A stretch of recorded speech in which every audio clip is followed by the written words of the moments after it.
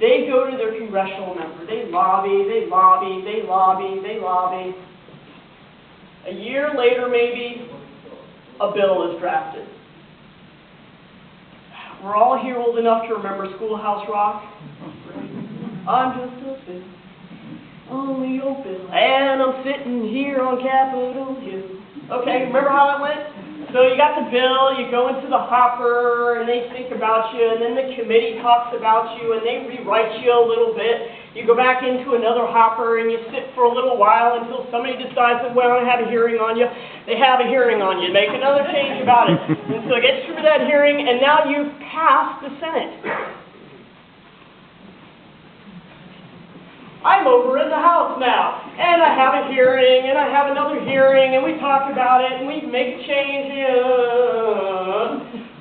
I passed the House. I passed both the Senate and the House. Dagnabbit, it's not the exact same language in both the bills. Let's go back to square one. So it can take years. If it doesn't take years, it's amazing. It takes years for bills to get through Congress. I know we can all talk about Congress and what it does and doesn't do, and that's an adult beverage kind of night. But that's what a National Park Service process generally is like, right? You guys?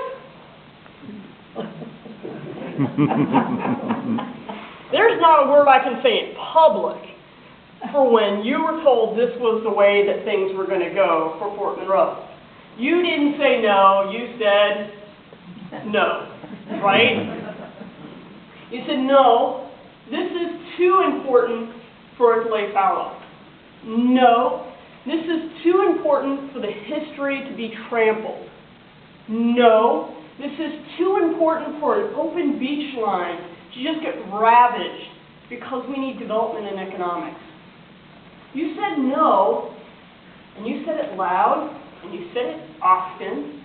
You had people around you that listened and paid attention. Now, whether or not you twisted some arms to make that happen, that's not mine to know. But you twisted enough arms that when a president came down and visited, have you guys heard this story about what happened in his motorcade? Yeah. Some of you have? Well, for you guys that haven't heard it yet, let me just bore the rest of you guys for a little bit. So, Obama is in his car, right? And they're going in between Fort Eustis or going back to Fort Eustis or something like that. And there is just freaking green everywhere. And there are these signs up and everything. And he's like, what's up with all of the green? And he was told by his staffers that were there in his motorcade with him in the vehicle that, oh, this is about Fort Monroe. They want to make it a national park. And he said, well, have we been working on it? And of course, the staff has been working on it for a while, right? So when he sees Mayor Molly Ward, he doesn't even say hello to her. You know what he said to her? I know, Fort Monroe. So you guys, along with your elected officials, really made a difference. And it was right after that time period that Obama said, okay, let's get this thing in high gear and let's get this taken care of. The base closed down September 15th, October 15th.